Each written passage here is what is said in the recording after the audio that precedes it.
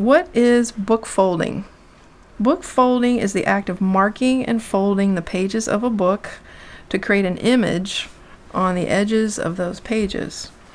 Now let me show you right here in this finished one. If you look at this page, let me open this up, you'll see two marks, one here and here.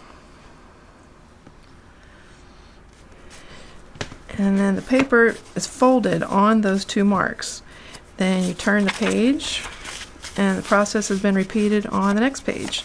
There's a pencil mark here and here. Lift that up.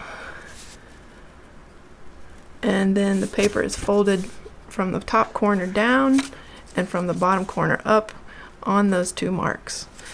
And you just continue that way, page after page, working a page at a time.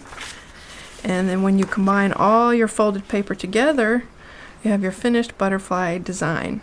So the process looks complicated, but it's just that simple, marking and folding page after page throughout the book until you reach the end of the pattern, and you can do it. Just work along with me and I'll show you how to do it.